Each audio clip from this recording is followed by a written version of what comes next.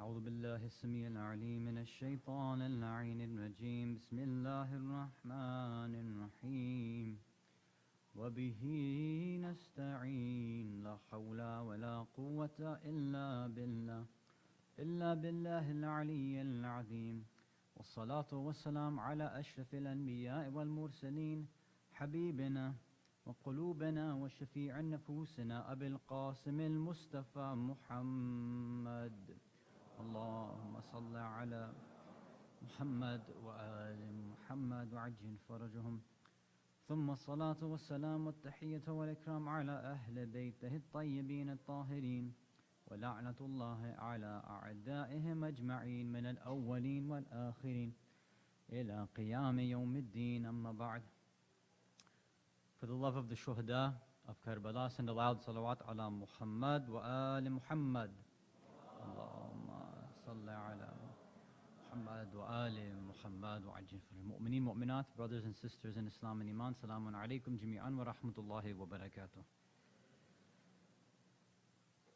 We're trying to go from Muslim to mu'min, from those who simply claim to believe in Islam and hold a set of beliefs, to the state of Iman, the station of Iman, to become a mu'min, somebody who believes and practices what they believe. We said one way we can try to reclaim our identity, according to a narration attributed to the first Imam, is if we strengthen our yaqeen and our understanding in our deen. If we can get certainty and certitude in some of the tenets of our religion. So we said we'll start to clear up some doubts, and we started with the concept of tawheed, of the existence of God itself. First question we asked was, is it even rational or logical to believe in God? And last night we went through one type of argument known as a teleological argument, an argument from design, a proof from design. We said that the universe has order and design. Anything with order and design has a designer, therefore this universe must have a designer. These premises and conclusions are not based on emotions, they're not based on our internal feelings or subjective understandings. These are based on facts which we can all observe out in the universe. Now another question comes up. If this is the case, some will come back to us and respond, and they'll tell us that, well, although you claim to understand the system of cause and effect, and that science seems to prove God, well, we have answers for you. And the answer is that we have a Big Bang Theory. And the Big Bang Theory can plug in your God of the gaps. Because what they accuse us of, some of these atheists, some of these atheistic scientists, is that you're using and misusing and abusing science. Yes, of course, as a scientist, as an empiricist, we believe in cause and effect and order and design. But we're not saying that that order and design and all that came from God. You were making that up. We can say the Big Bang Theory and evolution also in turn, or nature itself, whatever scientific theory they want to offer, can solve all these issues. You don't need to have some all-knowing, all-powerful God to just plug in this hole. So the first thing we have to examine is, does the Big Bang Theory kind of screw up our logical proof? Now, when we discuss this, we have to approach it from two angles. When we come to different scientific understandings, the first part is the actual scientific theory itself. You know, a lot of the times, I think a few brothers and I were discussing evolution maybe a day or two ago. And basically what they had heard from other speakers, maybe other scholars, or what they had read maybe in books, was that, no, Islam is against evolution. I said, where did you get that from? And again, I don't know who these speakers were or who the scholars were. I'm sure they've done some sort of research. I have no, I don't want to disrespect them or anything. But I said, if you look at some of our philosophers, some of our ulama, they say Islam doesn't care about evolution really. Now, what you do with evolution matters. The conclusion that you draw from evolution matters. If you use evolution now to disprove certain religious beliefs, then yes, that's going to be problematic. If evolution takes a different role and basically can serve, quote unquote, the deen, something that falls under the purview of the deen, of the religion, then okay, it's not a big deal. Many of our ulama said, Islam doesn't have an answer for it because it has nothing to do with us. It's something that the realm for scientists to discuss, and let them discuss it and debate it. It has nothing to do with a theologian or a philosopher or an arif. But of course, there's other opinions as well that say, no, based on certain philosophical and irfani principles, we can actually answer this question. If we have time to get to evolution, probably not today, maybe tomorrow we can try to address that, inshallah. But the point is this: when we're discussing a scientific point, it's very easy for us to take kind of a mainstream general understanding of this and try to hold it and weigh it against deen, weigh it against our religion. When, in my limited experience, whenever this happens to anybody, whenever they try to bring up these points, whether it's used to support religion or to attack religion, it's typically the case that they don't understand the science themselves. Right? For example, if somebody, using the evolution example, they say, you know, evolution says we came from apes, like that direct connection, which is not. That's like high school science. That's fake high school science, rather. It doesn't say that we directly transformed from apes. That's not what evolutionary theory says, right? And if you watch videos of Richard Dawkins, he says, nobody believes that. Like, where did that come from? If anybody claims that, that means they haven't understood evolution properly. With any of these other theories, specifically now the Big Bang Theory, the same thing can happen. In one community, there was a young boy who was raised in a Muslim family who basically had claimed that he stopped believing in God. And his answer, his reason for that was because of the Big Bang. So I had the chance to talk to him, and I said, you know, where are you getting this understanding? And he started explaining what the Big Bang Theory was. And he said, this is why you don't need God anymore, because you can use the Big Bang. And you know, I basically had to try to hold back my laughter. I said, what are you talking about? I said, you completely misrepresented the Big Bang. That's not what it means at all. It means you haven't understood God, nor have you understood the Big Bang Theory. So the first thing we need to do is properly understand these scientific concepts before we start attacking and defending, etc., etc. Sallu ala Muhammad wa ala Muhammad.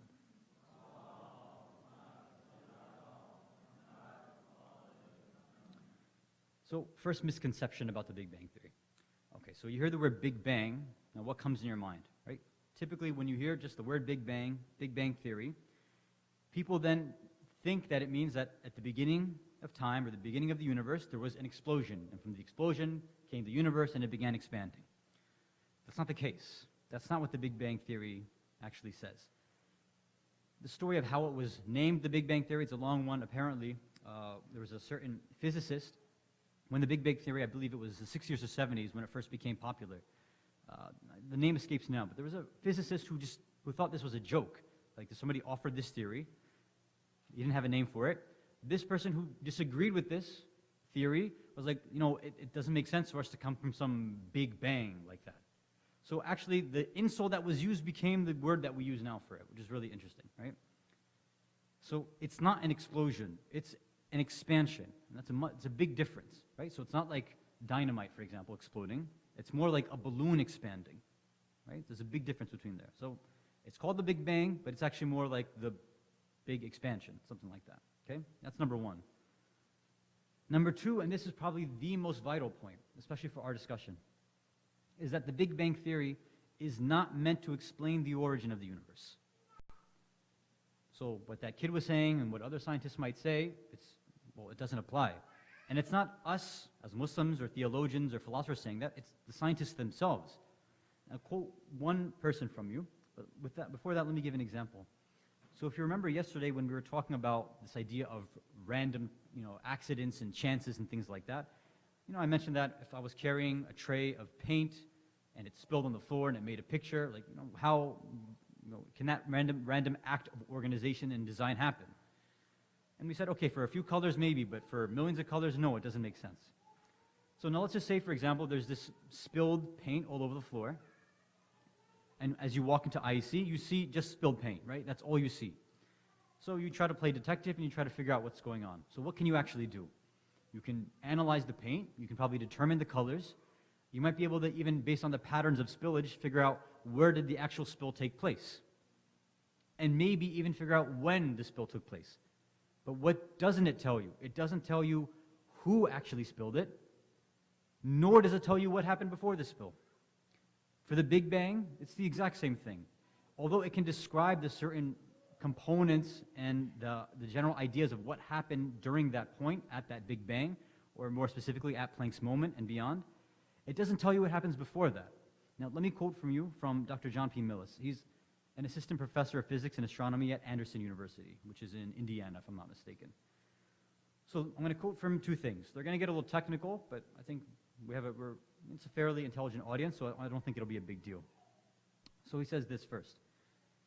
He says, scientists believe that the universe was so initially hot and dense that even elementary particles like protons and neutrons could not exist.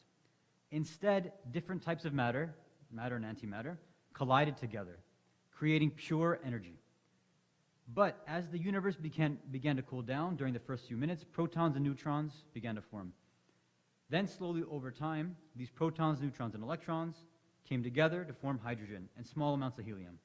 During the billions of years that followed, stars, planets, and galaxies formed to create the universe as we see it today.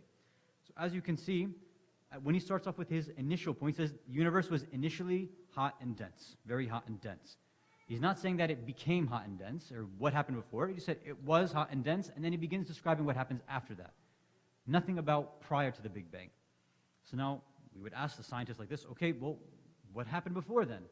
Before that heat, before that density, what exactly took place? So, and I'm quoting from him again from one of his papers. When he's asked what happened before the Big Bang, he says very literally, verbatim, I'm reading, according to our understanding of science, we cannot know. He didn't say we don't know. He said, according to our understanding of science, we cannot know. Why? He explains. The very laws of science break down as t equals 0, as we approach t equals 0 seconds. As we start going further and further back in time, right, to this idea of Planck's moment, there comes a point when scientists basically say time started, whatever that means, according to what scientists can understand. Time starts. After time starts, then they can start measuring what happens. If there is no time, if there are no physical laws of the universe before this, then there's no science anymore. They can't measure anything. It doesn't make sense.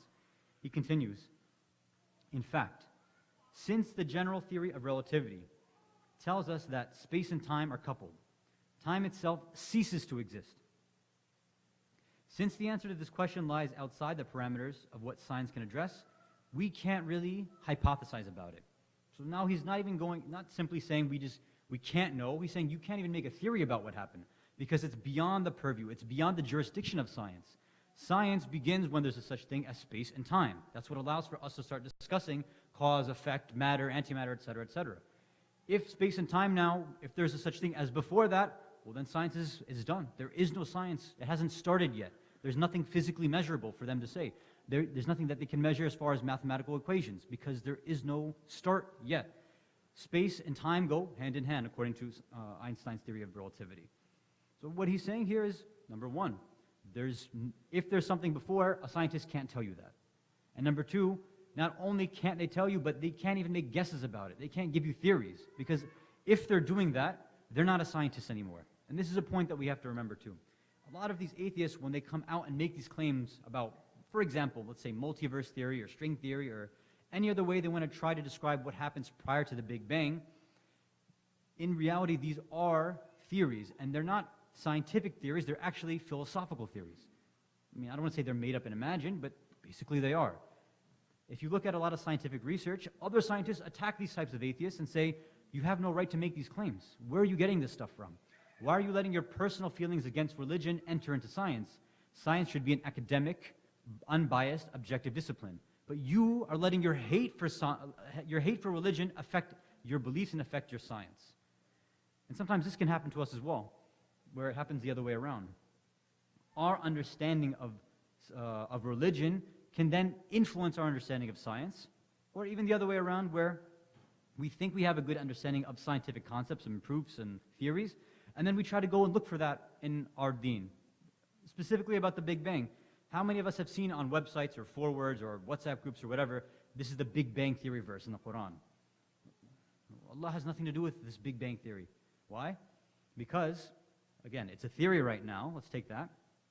What happens now when, which is happening right now, somebody comes and says, well, you know what? We have other evidence of, again, multiverse theory, right, where the universes just keep expanding and contracting. There is no Big Bang anymore.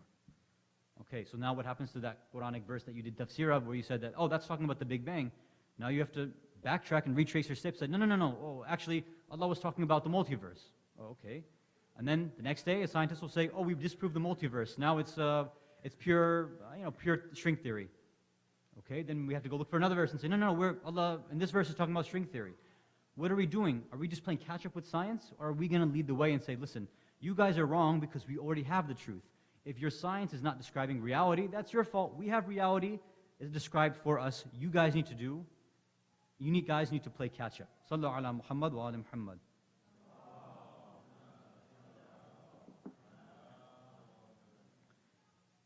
can devote a whole lecture to this idea of science and religion. I won't go into too many details besides what's already said, because I think that's enough. Now, with all this said, does the Big Bang Theory itself, given what we understand from it, we already said that it's not talking about what happened before, but still, some people will say, okay, it might not disprove God, but can it actually prove God in any way? Like, can it actually help us at all if it happens to be true? Now, again, we have a disclaimer that, there are probably scientists here, those who are experts at this, but for our intents and purposes, we just want to see, okay, we just showed that a scientist has no right to say the Big Bang Theory disproves God. Okay, but can it actually help us? If somebody uses it against us, can we actually say you're actually building our argument for us? Well, let's see. Well, there's two things that are necessary for the Big Bang. Again, we're sticking to the science right now. The two things that are necessary for the Big Bang Theory are, number one, the physical laws of the universe have to exist prior to the Big Bang. Now, what are physical laws of the universe? Things that you've learned in science class, right? Law of conservation of mass, laws of thermodynamics, right? Matter cannot be created nor destroyed. Energy cannot be created nor destroyed. Inertia, gravity, all these different forces and functions and formulas which we all have learned in our various classes. Those have to be present in order for the Big Bang to have occurred. That's number one. The second thing is something known as the cosmological principle. And what is that? Should I bore you with another quote from an astronomer? Even if you say no, I'm going to read it anyway. It doesn't matter. Okay. So there's an astronomer, William Keel. I'll read from him. He says, the cosmological principle is usually stated formally as, viewed on a sufficiently large scale, the properties of the universe are the same for all observers. This amounts to the strongly philosophical statement that the part of the universe which we can see is a fair sample, and that the same physical laws, the ones we just mentioned before, the same physical laws apply throughout, meaning throughout the universe.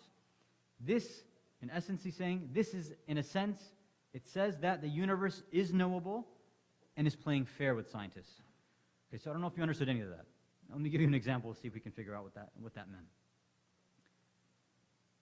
Okay, so I gave a Superman analogy last time, and apparently some people are like, we don't know what Superman is, why'd you give such a weird analogy? So, okay, I'll try soccer, okay? So I think soccer might be a bit more neutral, right? Hopefully you guys know what the game of soccer is. Okay, so in a soccer match, in a soccer game, you've got the physical rules of the game, right? You have boundaries, you have rules like handball is not allowed except for by the goalie given a certain distance within the box, for example, like things like this, right? Tackling, et cetera, et cetera. Offsides, all these rules are there. These are the rules of the game.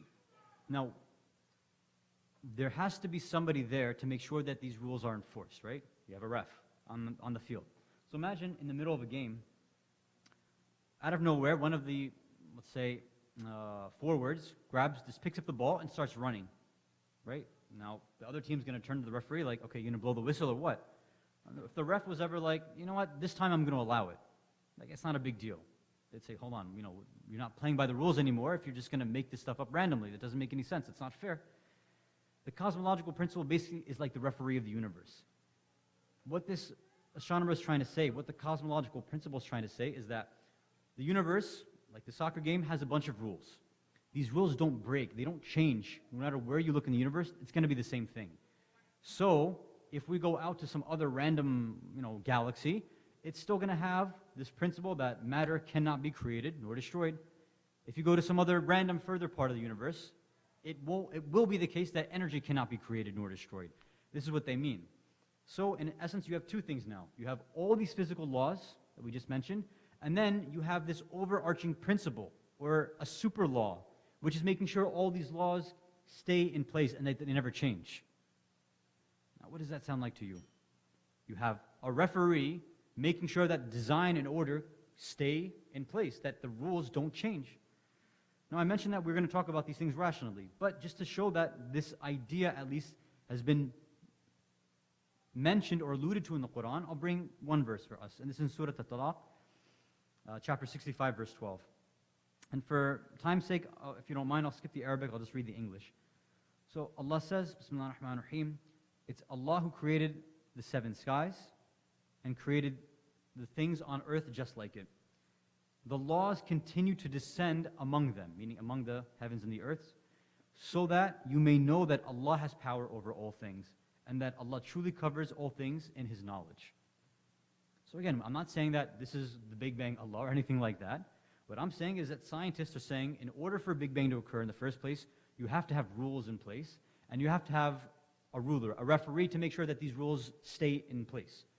And all we had said before about this design argument is that there's order in design. There's rules that play in the universe that don't change. And there's somebody who put these rules in place in the first place, right? From the beginning, somebody set this up. It seems to say the same thing. So it's not the case that the Big Bang disproves God. And in fact, it actually is almost saying the same thing as what we're trying to say. We're using different words, so to speak. That's one point about the Big Bang theory. But you might say, okay, the Big Bang aside, there's other issues that scientists have brought up. Like what? Like this issue of randomization. Maybe you've heard this theory before.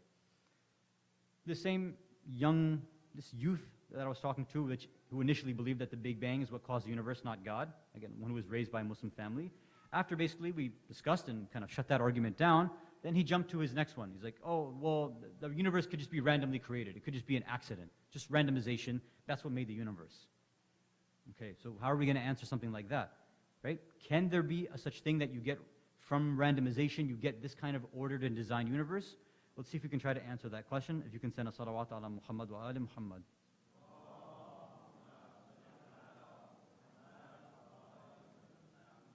How are you guys doing so far? Too technical?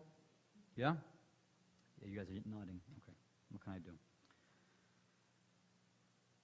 Okay. So maybe if I engage you, if I ask for your participation, maybe you'll wake up a little bit, yeah? But that means you actually have to respond. So if I ask a question and you just sit there looking at me, then I'm going to look like a fool, which I've been doing for the past few nights anyway, but more of a fool, okay? So I need your help. Okay, so we're going to use this as an example to try to shut down this idea of randomization, right? Okay. So here's the theory right now, that pretend there's basically nothing that exists, yeah? We need to now create our own different ideal types of universes, right? Universe 1 through 5. We'll say that universe 1 is the universe that we know and love right here, right? It's an ordered universe with us as human beings, who have been blessed with the path of Ahlul Bayt, etc., etc. So that's universe number 1. So I need somebody to give me an idea of what could a universe number 2 look like. Just shout out whatever you want. Oh, you did what I told you not to do. Come on. The awkward silence. Just say anything. Anything in English, Farsi, Arabic, Gujarati, Swahili, anything, please. I heard Baba. Okay. No? Nothing? Sorry? Cows. Thank you so much. Ah. Okay, so in this universe, universe number 2, there are no humans, it's only cows. Okay? Now, because it's obviously, I'm not going to get 3 more participants, I'll just stick with universe 1 and 2, because obviously you guys don't want to help me out here. It's okay, no problem. So we got our universe, and then we have this cow universe, right? Actually, can I add a 3rd universe? I'm going to add my own 3rd universe. The 3rd universe is a universe whenever a speaker comes and they ask for participation, everybody happily participates. That's universe number 3. Okay. Sallu ala Muhammad wa ali Muhammad.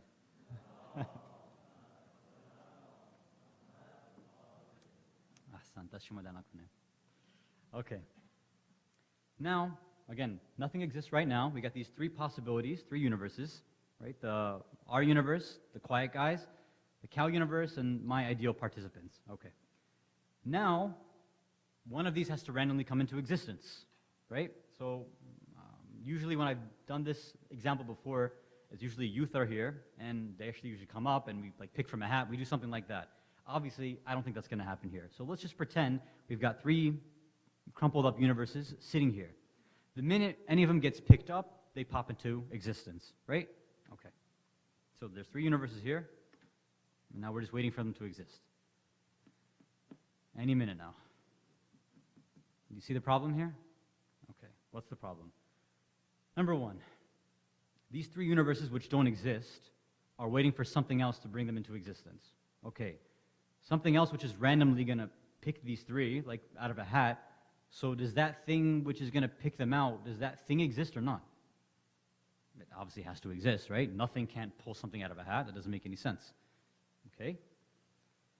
So, if you want to say the universe was randomly picked, okay, but then you're still saying it was picked. So something decided to pick this one in the first place. Something which had enough knowledge and power that it knew that there was 3 choices to go from. Even if it was, let's say it just closed its eyes and did it, it at least had the power over 3 universes. So how are you going to describe that? Okay, that's one issue that you can bring up. The next is this. These 3 universes which are there, which we're saying are random, somebody might respond and say, no, one of them can just pop into existence by itself, right? It doesn't need somebody else to come and pull it out. Okay, so how does something come from nothing? You're saying that the universe is not there, and then it brings itself into existence.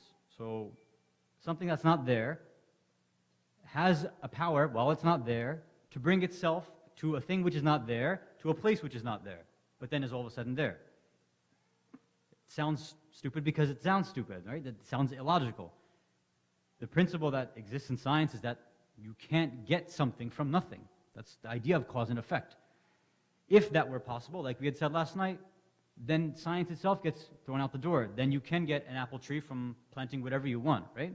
And we have a system of order and design. That's the second issue that you can bring up. And then there's one final one. If you can send a lot salawat ala Muhammad wa ala Muhammad.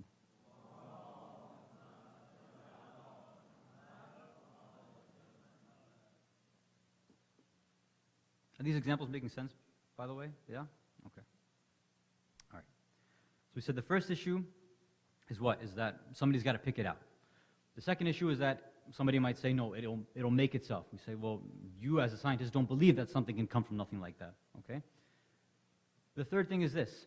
What is randomization itself as a concept?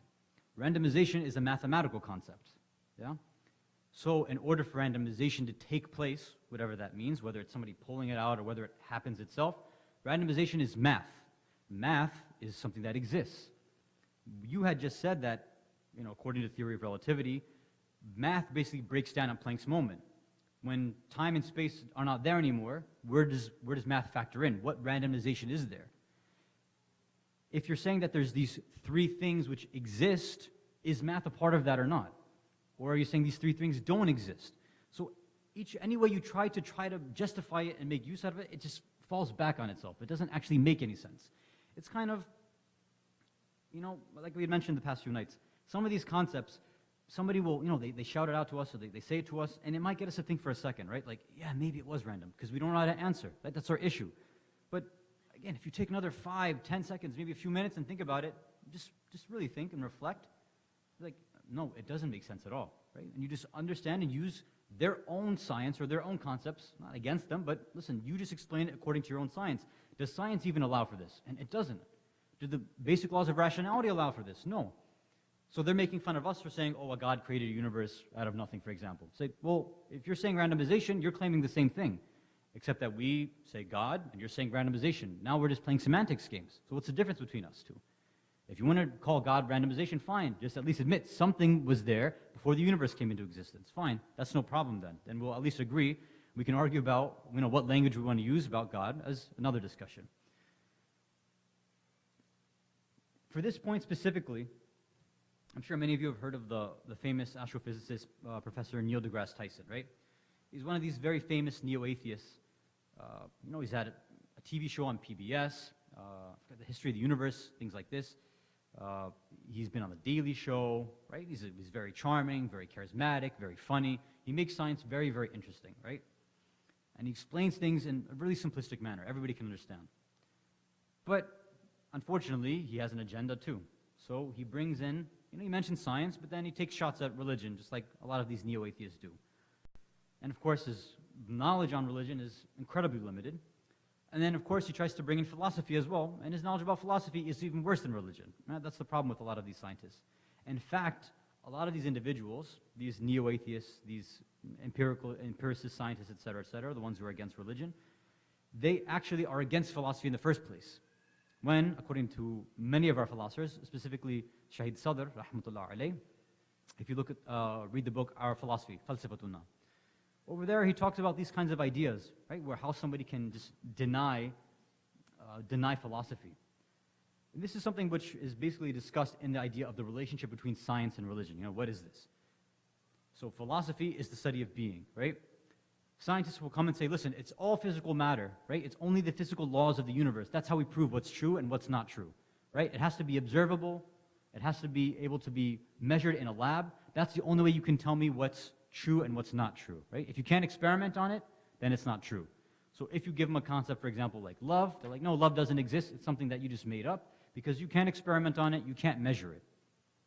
If you can't prove it with empirical evidence, then it's not true. What they don't realize is that, okay, let's use that logic that we mentioned before, and we'll turn it back on them. So we would ask somebody like this who believes that the only way you can prove things is if it's material, is this. Okay, so they're making one claim. The first claim is truth is determined by what is material. If something is not material, it's not true.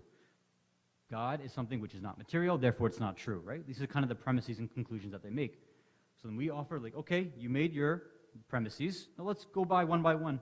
You said that anything which cannot be proven, through material, empirical means in a lab, can't be determined as true. Okay, so that claim you just made, can you show me that in a laboratory? Can you tell me that the only way to prove truth is through material means? You can't do that, because what are you using? You're using rules of logic. Rules of logic are immaterial, right? They belong to a different realm, the intellectual realm, the philosophical realm. That's where science comes in. That's where philosophy comes in. The whole exercise and enterprise of science can only exist because of philosophy, only can exist because of logic. Otherwise, their whole thing comes crashing down on them. And because they haven't studied philosophy, unfortunately, they make these claims without knowing. But now, of course, alhamdulillah, we've learned these things, so now we know better. Sallu ala Muhammad wa ala Muhammad.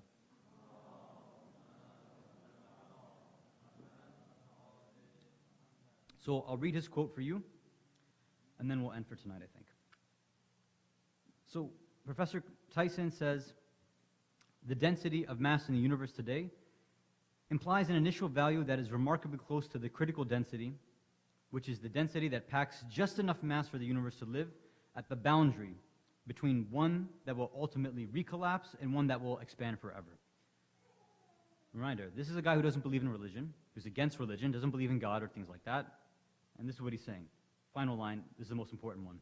The fine-tuning that this requires, what he just mentioned about our universe being perfect in the way that it can exist and expand right now, the fine-tuning that this requires among the values for many of the cosmological parameters in the early universe could not have happened randomly. Thank you, Mr. Atheist. That's what we were trying to say. But why he comes to a different conclusion, I don't know. You guys can ask him if you go to his conferences. Sallu ala Muhammad wa ala Muhammad.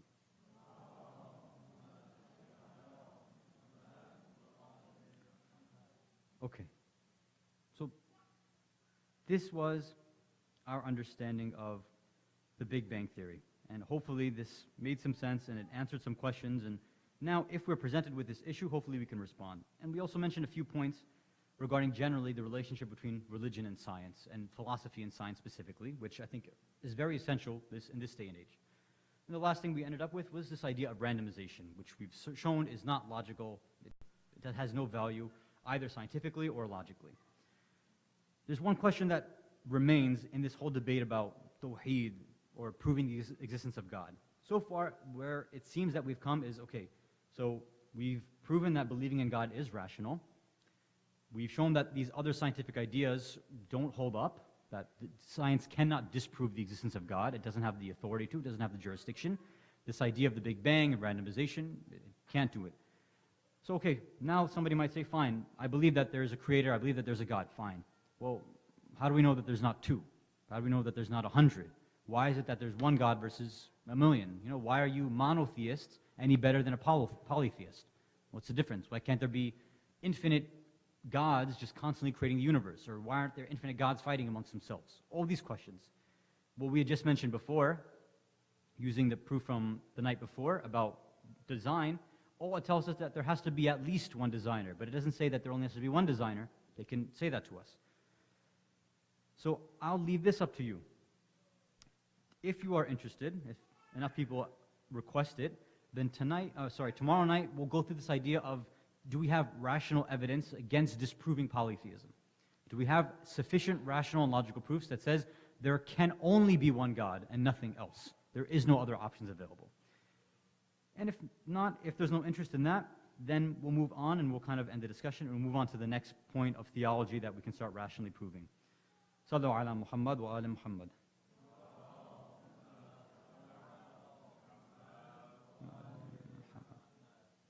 One more salawat ala Muhammad wa ala Muhammad.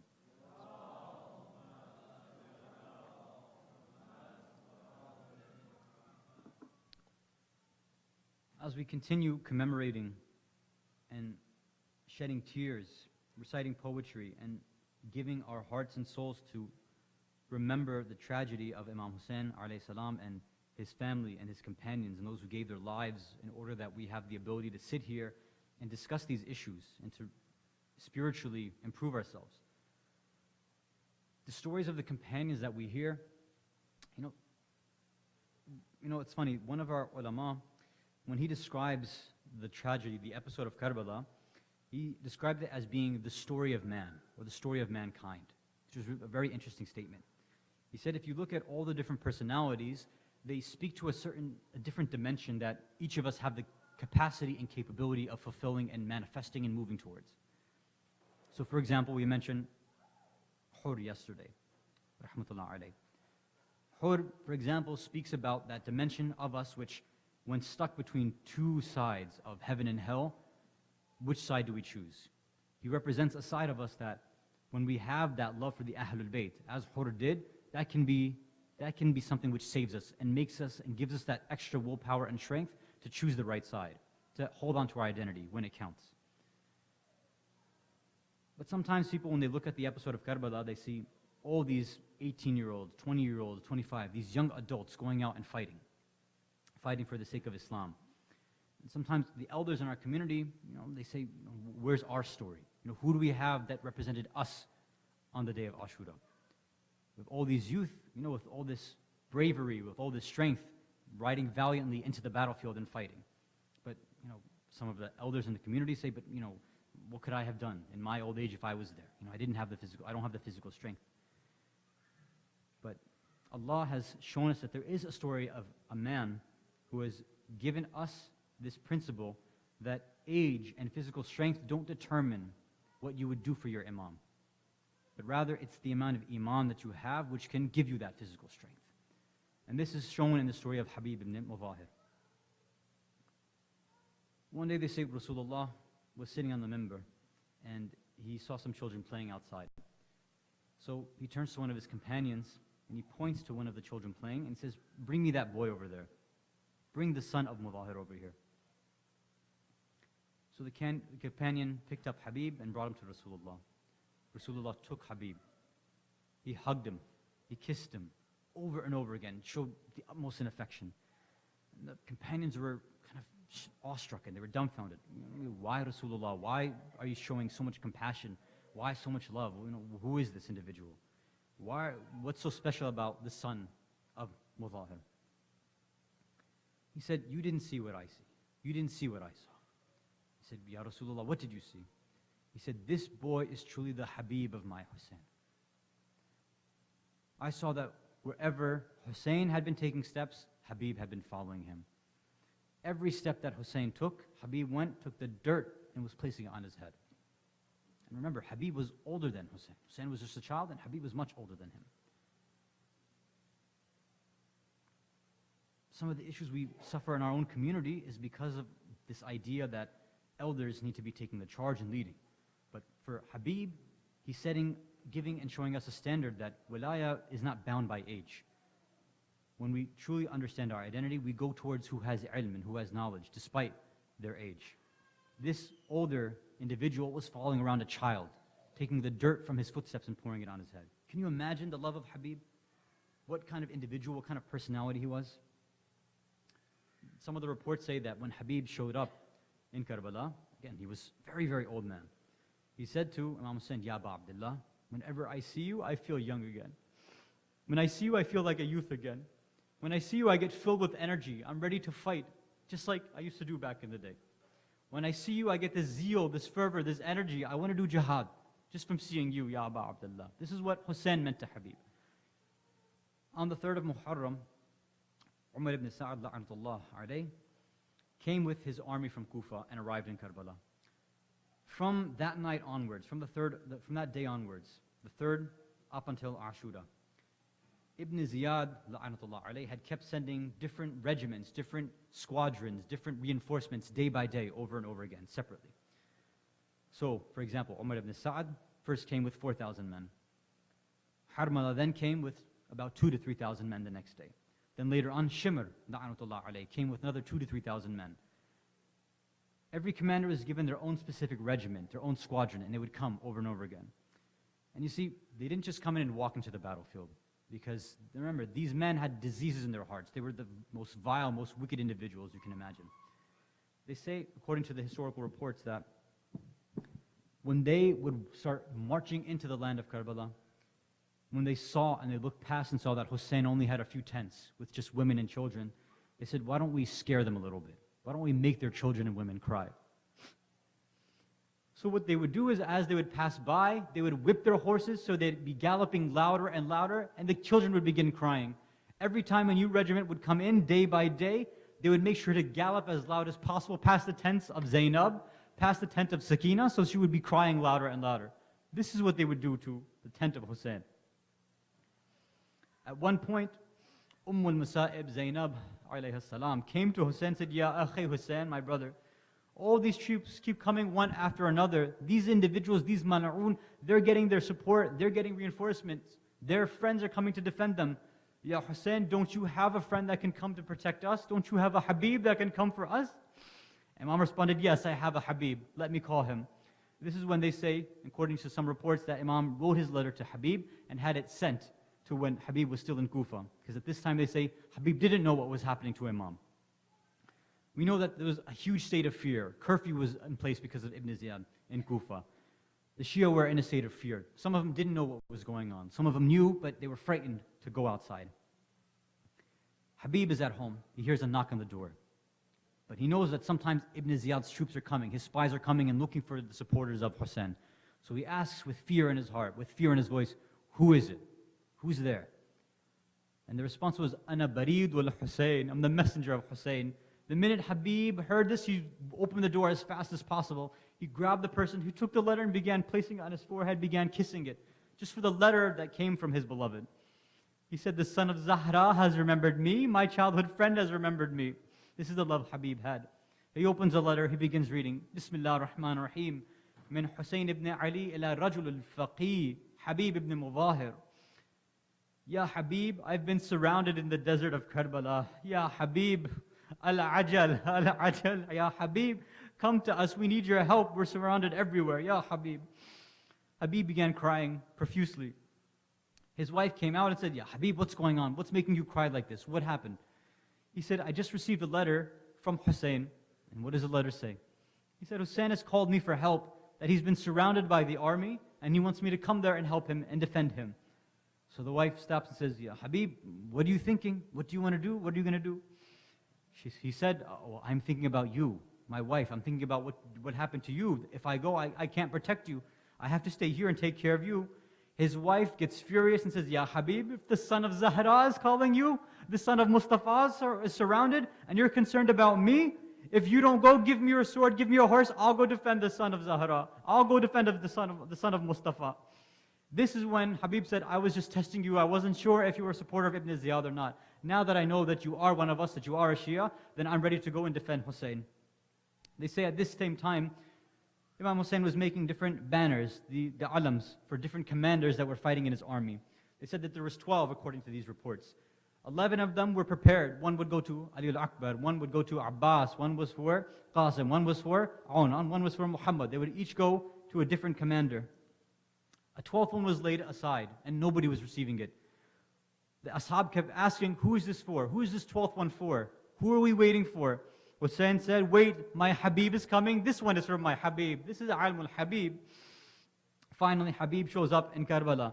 And to this point, there was nothing but cries and al-atash and moans and complaints in the tents of Karbala and the tents of Hussein. When Habib shows up, it's almost as if there was a wedding, as if there was a party. The people began screaming and rejoicing. They said, Habib is finally here. Now we're saved. And when Zainab had heard that there was noise, she said, what's going on? She sent Bibi Fidda to go see. Fidda, go see. What's going on? Why are people so happy now? Who's come here? Fidda goes. She sees that there's Habib. She sends her salam. She says, Habib's here. She goes back to Zainab and says, Habib ibn Mudahir has arrived. Zainab tells Fidda, go back to him and say, Zainab bint Ali sends salams to Habib. When she goes back, Fidda goes back to Habib and says, Ya Habib, Zainab bint Ali sends her salams to you. Habib falls to the ground, begins slapping himself and says, what kind of situation are we in where the daughter of Ali sends her salams to a worthless person like me? The day of Ashura comes, Dhuhr comes. Hussein goes and gets ready to pray Dhuhr. Habib comes to his Mawla and says, Ya Mawla, I want to pray my Salatul Dhuhr in Jannah. Will you let me go and defend you? Let me go and send salams to your father and your grandfather. He gets permission from the Imam. Habib goes out and he fights as Imam is offering his prayer. They say 62 of the enemies were killed by the sword of Habib. Finally, his old age got to him. His weak body got to him and it became too much for him. One enemy came from behind and struck him on the head with a sword. Another came behind and knocked him off his horse with his spear. When Habib tried to get back up, they struck him on the head one more time. When he fell, he called back to the tents, Assalamu alayka ya Aba Abdullah, adarikni, adarikni. After the episode of Karbala, when the Ahlul Bayt were taken through the streets of Kufa, when the heads were taken on spears, one of the heads on the spear was obviously the head of Habib. Now Habib had left both his wife and one of his children. One of his sons was left in Kufa. But his son, because everything happened so quickly, the son didn't know that Habib had left. He didn't know that his father had gone. So when he heard this noise outside, his son, the son of Habib, goes outside and he sees what's going on. Why are the women of Ahlul Bayt being paraded like this? And he sees heads on tops of spears. And he says, why are heads like this being paraded? And his eyes fixed to one specific head. And he says, is this my father's head? And he runs with his friends, kills the soldier who's holding his father's head, grabs that head from his father, begins caressing it, begins holding it. And he says, oh father, ya Habib, ya Abata, can you put your son in such a situation like this? What kind of son has to see his father in a situation like this? What kind of father wants to see his son like this, where he has to hold his father's head in his hands like this? You can't treat me like this. We would say to him, Ya Habib, keep your voice down. Listen to the chains next to you, because Zainul Abidin has been walking from Karbala to Kufa, looking at the head of his father every step of the way, looking at the steps of his aunt every step of the way, watching the women of Karbala, of Ahlul Bayt, being paraded around like prisoners. على لعنة الله على قوم الظالمين وسيعلم الذين ظلموا أي منقلب ينقلبون إنا لله وإنا إليه راجعون رضا بقضائه وتسليما لأمره. Ya Allah, we ask you by the right of Muhammad and Ali Muhammad, by the right of Habib and Mudahir, to forgive all mu'mineen, mu'minat, muslimin, muslimat, marhumin, marhumat, to give us tawfiq, to strengthen our identity, to make us understand your tawheed, and to remove all false understandings from our minds and our hearts. Allah, we ask you, by the right of Habib and Mudahir, we ask you to strengthen the physical and emotional and spiritual strength of the elders in our community. And we ask you for that same strength so that we can reach, if we do reach that age, that we have that same strength as Habib ibn Mudahir. And we ask you to protect all of us, accept our a'mal, accept our azab, and continue us on this path, so we can be supporters and protectors of the Imam of the time. Wa akhiru da'wana alhamdulillahi rabbil alameen. Wa sallallahu ala Sayyidina Muhammad wa alihi at-tayyibin at-tahirin.